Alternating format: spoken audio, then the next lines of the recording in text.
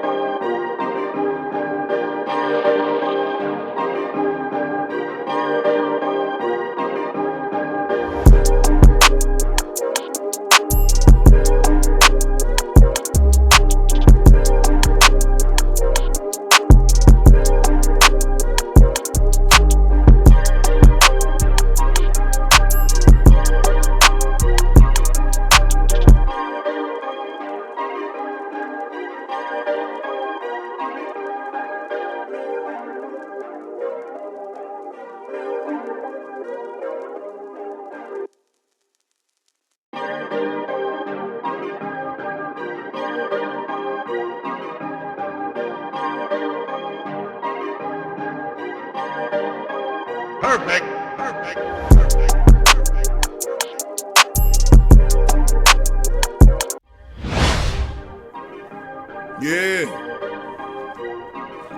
Well, all right. Like you always say, welcome, welcome, welcome. Number one sports talking D. We ain't like the Falcons, we won't blow the lead. Look, all we talk is who that, who got cut and who back. Rookies and the vets, players you should look at. It's the sports coma, you don't wanna miss it. Got the pre-game, party, post-game statistics. Get a visit from Sway, maybe DC or 5. It's the hottest thing smoking, Big Q and the guys. Go to YouTube Live, make sure you subscribe. Interviews inside the Saints locker room high. Talk to Drew, Jordan, Zach, Peyton, New Orleans, who that nation. Best believe when I say we bleed gold and black. Ain't a miracle or rivalry could ever hold us back. No, Beastquake, Bounty Gate, let the truth be told. It's the sports coma, all we know is say Super Bowl. Yeah. You're listening to the Sports Coma with Big Q and the guys on the PRO Media Network. Who that fam? What's good, fam? What's happening in the building? What's going on to the black and gold beautiful in the building? What's happening, fam? What's going on, family? Welcome to another installment of the Sports Coma. Good to hear from some of the beautiful black and gold family members in the building in the live stream. Sorry I'm coming at you a little late, family. Had some business to conduct and take care of course, with all of the stuff going on in the world, man. You know, just trying to keep a schedule with the black and gold family, man. That's my commitment, to be there for the black and gold family. You heard me. So it's good to see the black and gold family members in the building. Big ups to all the fam in the building. Man, beautiful, man. Beautiful, beautiful, beautiful. And this installment, man, we got a lot to talk about in this Sports Coma. I'm not going to hold you guys for too long. I'm going to do about an hour show, maybe an hour and a half, and of course bounce out. But of course, as you can see by the thumbnail, man, a lot of signings the Saints took place. We're going to break them down. Of course, contracts as well. We're going to talk about it here on the show. This is TSC Live 104 in the building.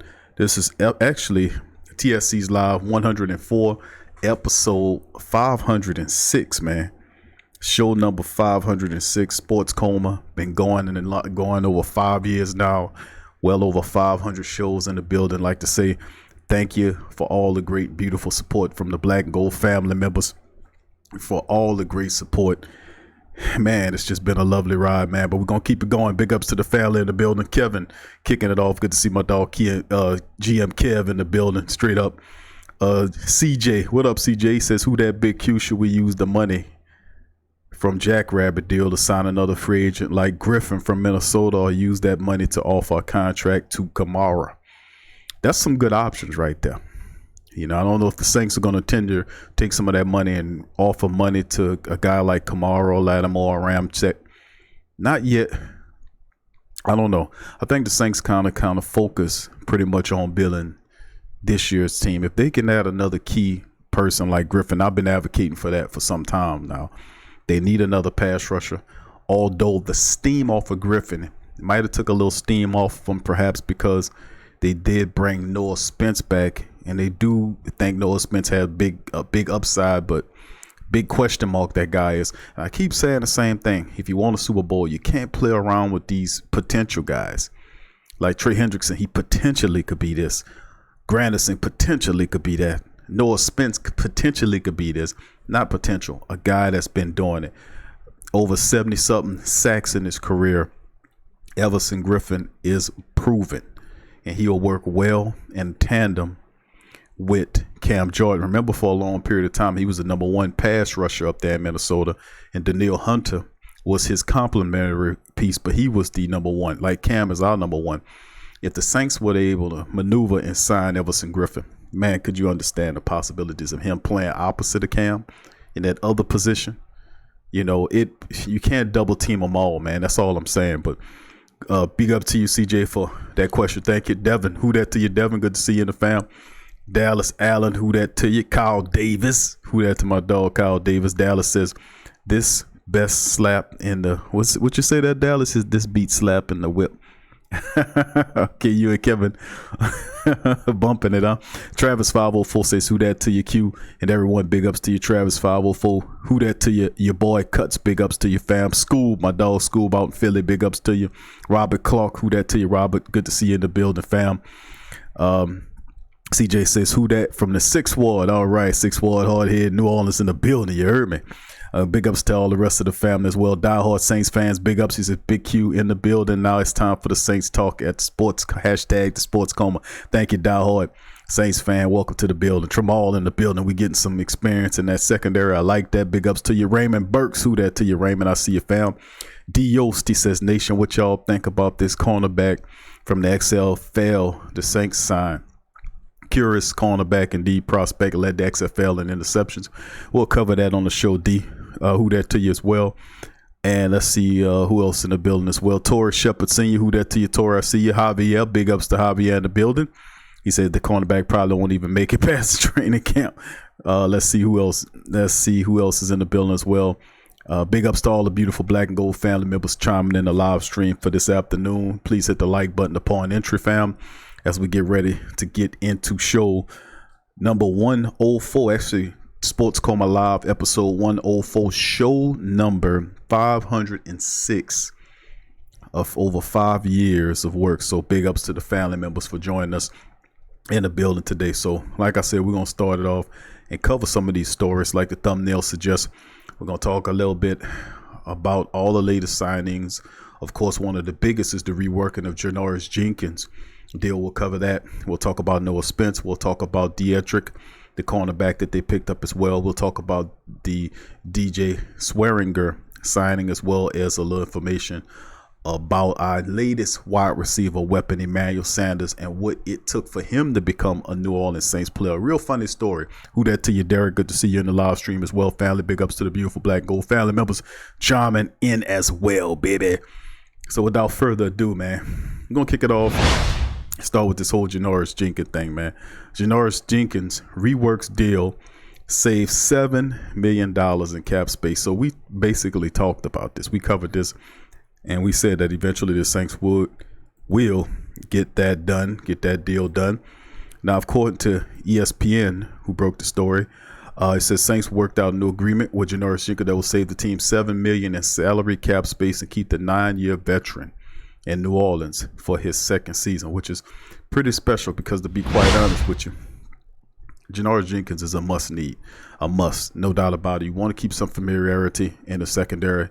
We have two Jenkinses who will both have an impact. We have Janoris, we got Malcolm. Both the Jenkinses will be a impact player. The Jenkins, that's almost like Lester and Mary and all. See, y'all don't know nothing about all that. But let's keep it going.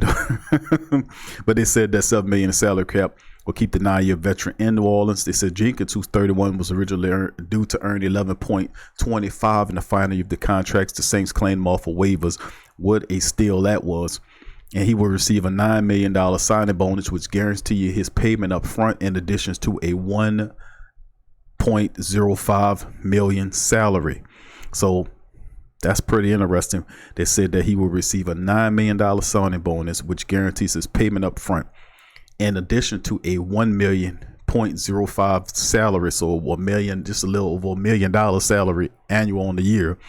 It's a pretty good deal by Mickey Loomis. And the Saints also added 2 automatically voiding years to the salary cap purpose. Voiding years similar to the Drew deal, in which they backload his dead money and all this kind of stuff into phantom years. That's something Mickey Loomis really is taken it to another level. As a result, Jenkins' 2020 cap figure dropped from 11.25 to 4.05. The Saints will have to account for $6 million in dead cap money against their cap next year unless they extend Jenkins' contract to push it back further. And that's a possibility that they probably will. Now, the Saints begin the offseason with less than $10 million in cap space, but they have reworked deals with several players to create enough room to add receiver Emmanuel Sanders, safety Malcolm Jenkins, while re-signing Drew Brees, guard Andrews Pete, and defensive tackle David Onyemata. And of course, the Saints, who did not bring back Eli Apple, instead signed with Las Vegas.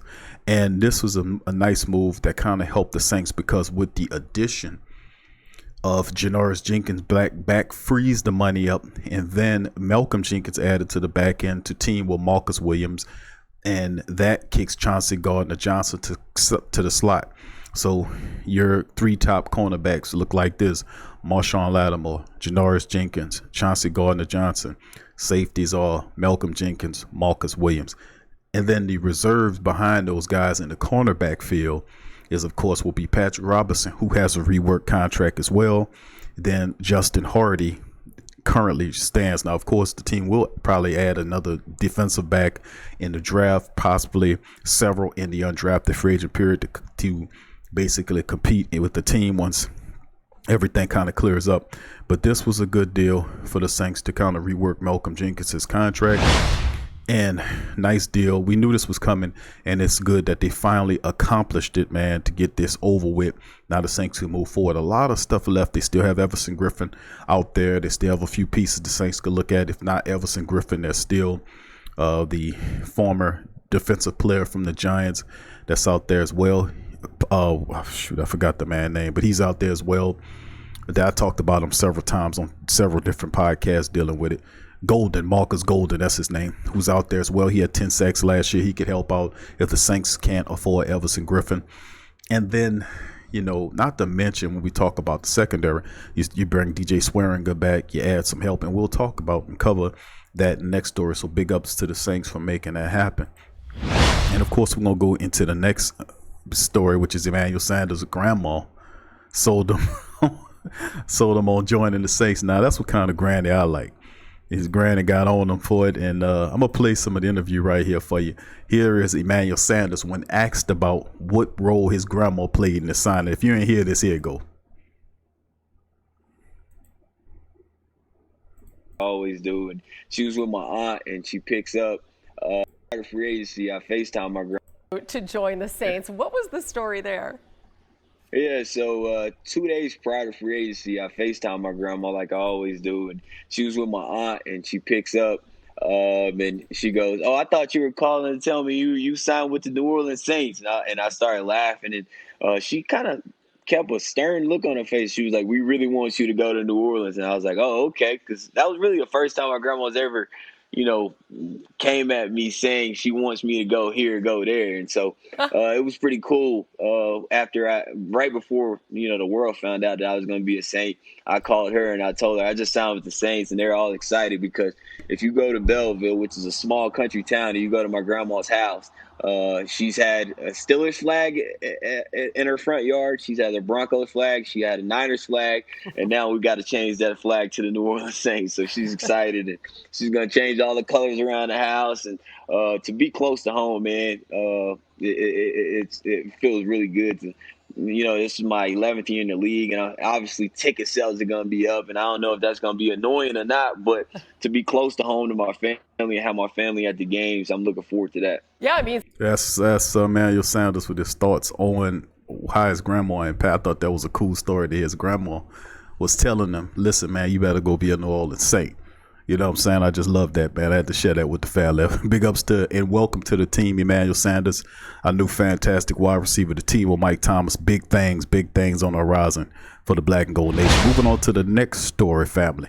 Of course, this is the one where we talked about the Saints re-signed safety DJ Swearinger. Now, this was interesting because on many levels, because we talked about the fact that the Saints should address and bring veteran depth. Notice, and I keep saying the same thing since free agency, after free agency started and Saints started acquiring and bringing most of this talent here, is the fact, notice the theme here. The theme is reliability and familiarity. I keep saying that because the Saints have gone back to their guys that they groomed, that they know what they can do. Case in point, David Onyemata, he got his deal. Now he'll help build the interior line and keep it steady, and he'll become better. That's a scary thought. Andrews Pete, I think, will live up to his contract. He will become better and better and better. I think Andrews Pete will be good. And in the future look is he has a 5-year contract. And if you think about it, Terron Armstead has 2 years left on his contract. His money was cut down to less than $2 million when they reworked his contract with Mike Thomas. We'll cover that toward the back end of the stories. But he has a low cap figure this year. Terron Armstead, I'm speaking about. Next year it jumps back up to $10 million. If the Saints choose to move on for Terron Armstead, or he reduces his money for next year, they could eventually either cut him or he could move from somewhere else, or what have you. But Andrews Pete could very well be the future of the tackle position. 5 years here, he can very well move to the left tackle position if Terron Armstead leaves or they cut him or what have you next year. So we'll see how that plays out as well. That's the versatility that he provides, because when he came out of college, he was an offensive tackle. He became a left guard, an all-pro left guard the last couple of years, and he has a tremendous upside. A lot of people not big on Andrews Pete, but the reality is they could do that. Now about DJ Swearinger and the rest of the veterans, they had Malcolm Jenkins, another veteran. They had to the back end of defense, they bring in Swearinger, another veteran. They re-signed Janoris Jenkins. The Saints are building this defense on the strength of veterans. Serious veterans, and Swearinger is a pretty good one too, a very serious dude. Now the Saints signed him to a $1.1 million contract, 1-year deal, and it comes with a base salary of $1.05 million and a $50,000 roster bonus. And it's not a substantial contract by any means, but his return could be an addition because he was here last year. He has some familiarity. He figures to play on special teams, but does provide an edge back there. So what I'm saying is you have DJ Swearinger, who is a hitter. The guy gets interceptions. Him and Malcolm Jenkins, two really good safeties. Jenkins is a lot better than Swearinger, but Swearinger is a dude that can lay you out. He gets interception. He's been a journeyman. He can't stick his day with various teams, but to be honest with you, man, the dude he's been lights out when he did play. But he's 7 different teams during his 7-year career, most notable with the Redskins. And you watch the film on him, he flashes out on film for whatever reason. He hadn't been able to stick and stay. Perhaps he had injuries. But he first signed with the Saints back in Johnson with Marcus Williams, Malcolm Jenkins, Chauncey Gardner-Johnson, who definitely would slide the slot receiver. JT Gray is there on the back year deal. You got Saquon Hampton on his rookie deal. And they got a practice squad guy called Chris Johnson. And then Swearinger adds to it. But truth of the matter is that Swearinger could definitely be a guy that could seize one of those backup safety positions. He's a veteran who plays special teams. There's no reason why he shouldn't make the team barring injury. Big ups to the addition of DJ Swearinger. It's a cheap addition, but it's a solid addition nonetheless. Moving on, next story. Saints re-signed defensive end Noah Spence. Of course, remember when they signed Noah Spence last year? You're thinking in your head, man, Noah Spence, all the potentiality this guy can have, but it's another one of these stories of a Trey Hendrickson or Carl Granderson for whatever reason, the Saints liked him, but didn't play him in not one game last year. I didn't get that. He wasn't hurt. He was a healthy scratch. I don't get why they didn't see what the guy could do. But now they're bringing him back for an extended look. Now, the terms of the agreement on this contract was not made available yet. He's an original second-round pick of Tampa Bay back in 2016. Now, he had a lot of problems, this dude, off-field issues and all that. But he's 26 years old. He recorded 5.5 sacks and had 3 forced fumbles as a rookie with Tampa, but his career kind of stagnated. He was credited with 2 sacks in 25 games in his rookie year, and this is just one of those situations where you just don't know what'll happen with Noah Spence. But a lot of people have big upsides on Noah Spence. They think he can help the team, and we'll have to see. He does have the speed, but man, it's just a series of things with Noah Spence. He has to get his mind right if he wants to stay here in the black and gold. But I still say you cannot count on guys like Noah Spence or Carl Granderson or Trey Hendrickson. These guys are just not cutting the mustard. We've given them multiple years. Speaking of Trey Hendrickson, he hasn't shown up. He keeps getting hurt. Carl Granderson, you don't know what his upside is high, but he's not there yet. Noah Spence is the same way. These guys are question mark guys, and you don't know exactly what you're going to get with them during the duration of the season. And being that this is a Super Bowl year, you want proven commodities. And I hope the Saints are serious enough to keep going after the defensive edge rusher, because they definitely could use that guy as well. So let's move on to the next one. Saints and Mickey Loomis. He's 5'10", 189 pounds. He comes to New Orleans after spending the spring of 2020 with the XFL's Houston Roughnecks. He led the league with 3 interceptions before the season was shortened. He was originally signed by the Cardinals as a free agent in 2018 out of the University of South Florida. And in 2018, he was on the 53-man roster for 6 weeks, 9 starts, and 4 seasons, starting all 38 games during his final 3 years. He finished college career with 175 tackles, 136 of them solo, 11 interceptions, which is third most in school history, 24 pass defense, 3 forced fumbles, 1 fumble recovery, 1 sack, 14.5 tackles for a loss. So he gets back there. He's a little hustling little player, and he was a 3-time All-American Athletic Conference selection, earning first-team honors in 2015, 2017, and the second team as well. And he started 12 games and was a first-team All-ACC selection after totaling 56 tackles, 3 interceptions, 4 tackles for a loss, and a team leading 12 passes defense. So he has a lot of accolades coming out of college. He produced at the XFL level, and he's one of these kind of players that a lot of people were thinking he's just a trial player. We don't know exactly how this will pan out either, but a lot of people kind of comparing this move to CFL's Delvin Breaux. Remember when they picked up Delvin Breaux out of the CFL, a lot of people didn't know what to expect. But based on, I was able to watch some old footage of this kid when he played at South Florida, and even though he's small, he has a lot of heart. He has a nose for the ball. So we'll see. This could be one of those under the ground kind of signings that the Saints are known to find, these little diamonds in the rough. So perhaps Dietrich Nichols could be somebody that we need to keep an eye out on, because we definitely need more playmakers in the back end of the secondary. We don't really have, when you go to the cornerback position behind, our Chauncey Gardner-Johnson, who really is a safety, who's doubling as a nickel. After him is Patrick Robinson and nothing else developmental. Perhaps Dietrich Nichols can fill in. And, of course, I know the Saints are going to pick up a defensive back when the draft comes. So we just have to keep an eye out. But this dude here, you got to keep an eye out for him. Do not poo-poo or underestimate this little dude. Keep an eye on Dietrich Nichols. Of course, going to the final story, family. Breaking down Michael Thomas, Terron Armstead's restructured contracts is something that we don't talk about here. And the Saints are up, they were up against the salary cap, and the Mickey Mouse Loomis pulled out his magical pen and made magic happen only Disney could do, or Hollywood, the elaborate Hollywood sets could make. He established methods and restructuring contracts that nobody can duplicate, and he did it again, this time with Michael Thomas and Terron Armstead and other players like Janoris Jenkins. He did it with Drew Brees, and they were able to get Drew to take less this year to build more around him. Emmanuel Sanders was a big part of that, getting Emmanuel for 2 years, $16 million with a chance to earn up to $19 million. And Emmanuel is in good shape. He's very productive. He will be a solid complementary piece to Mike Thomas. You add that to the offense, and the Saints are not done yet.